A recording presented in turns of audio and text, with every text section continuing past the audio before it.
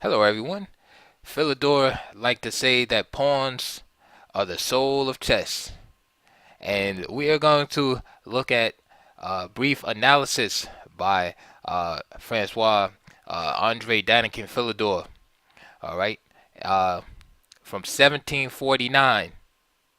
And hopefully this will give you a little bit of insight on Philidor's method of winning a chess game. So the question is, how to win at chess? Philidor basically has three steps. One is to create pawn majorities. Two, create a passed pawn. And three, win by promoting and queening the passed pawns. Very simple, right? So let's look at this analysis. So e4, e5, bishop c4, bishop c5. So we have an old school bishop's opening. c3, knight f6, attacking the pawn. d4, e takes d4, c takes d4. Bishop b6. Of course, nowadays someone would play bishop b4 check here. But bishop b6, knight c3. Castles, knight ge2. Again, this is like some real old school stuff right here. And actually, already black could play knight takes e4 with this idea. Again, we're not analyzing this game, or this analysis rather. Analyzing the analysis, then follow with d5. But anyway, so c6, bishop d3. So the idea here is that white is preparing for the advanced d5. He already knows it's coming, and white doesn't want to have to be forced to exchange his e pawn for black's d pawn, so he moves the bishop. All right. So, for example, if he just castled there, then d5, e takes, c takes, and bishop takes d3. And Philidor doesn't want to have to deal with this. All right. Symmetrical pawn structure. Remember, he wants to create a majority. So d5 and now e5. So here's step one. White already has a pawn majority on the king side. Right? 1, 2, 3, 4 pawns to 3 of black's pawns on the king side. And for you super new people, the king side and queen side are divided by this imaginary line between the queen, and the king here. So between the D and the E file. So this line right here that I'm tracing up the board with the queen divides the queen side and the king side. So everything from the D file to the A file will be considered the queen side, and everything from the E to the H file will be the king side. So we have a pawn majority. 1, 2, 3, 4 to 1, 2, 3. So that's step one. Knight e8, right? The knight is under attack. Bishop e3, f6. Queen d2. Of course, black does not take here because, white does not capture here, because if he captured here, this would just help old black out of the situation. And although white maintains this majority here, white would end up with this isolated pawn here. And knight d6 would be coming afterward. But anyway, I digress. Queen d2. So f takes e5 in the analysis, and now d takes e5. So now you have a bigger pawn majority, as before it was 4 to 3. Now you have a 4 to 2 majority because black has essentially traded the f pawn, his f pawn, for white's d pawn. All right, so now you have a 4 to 2 majority.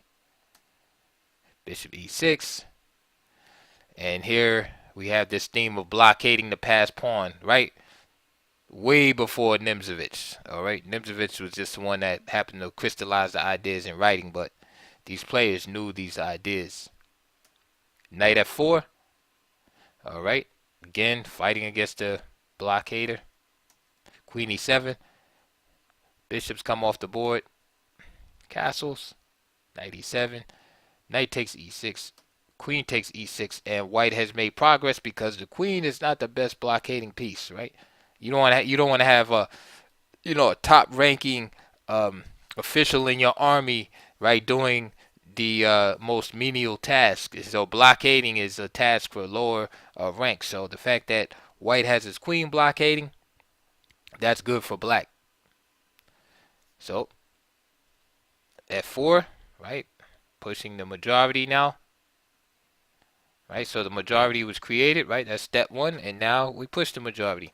Knight c6, rook a e1, right? So the plan, of course, is to play f4, f5, but you got to protect the e pawn, right? First, g6. Idea is to stop the majority. Um,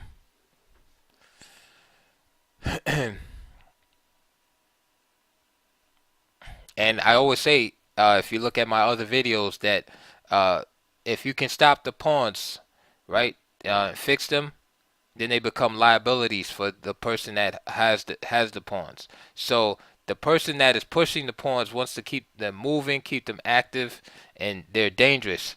But if they get fixed and blockaded, then they become a liability. So this is often the battle. So here you see black trying to stop the movement of the white pawns. H3, preparing G2 to G4, and F4, F5. Again, making sure that the pawns can stay mobile. D5, excuse me, D4, which allows this knight to hop in here. However, there's always a price to pay, right? So black is gaining a square here, but he's giving up the E4 square. H6, all right, and this basically defends against this move right here, all right. And here we could say again strategically white is much better just based on this dangerous majority here. H6 again, and now B3. Of course, the brutal threat here, and it also protects this pawn in A2. B5, G4, pawns start marching again. After a brief rest, knight D4, D5, knight G3. Again, the pawns must stay mobile.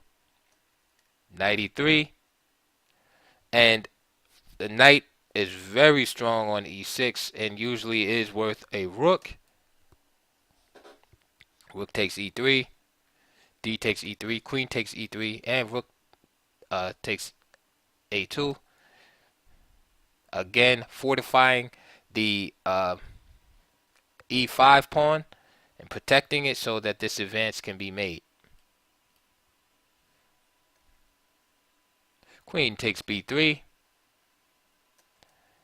Queen E4, Queen E6 to protect the G6 square, and then F5. G takes, G takes.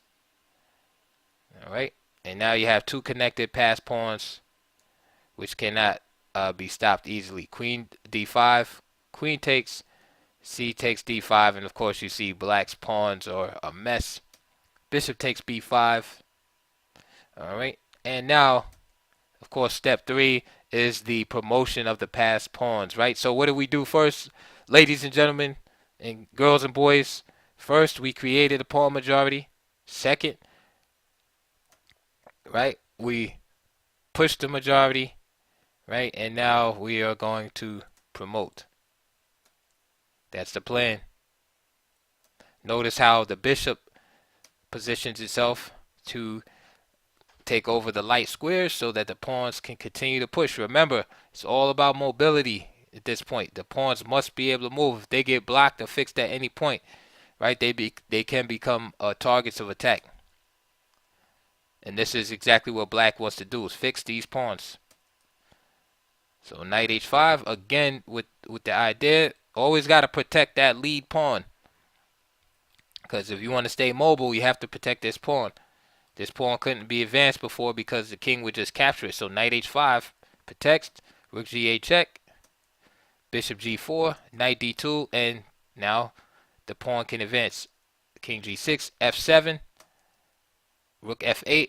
Again, last attempt to uh, blockade the pawn, but at this point, futile.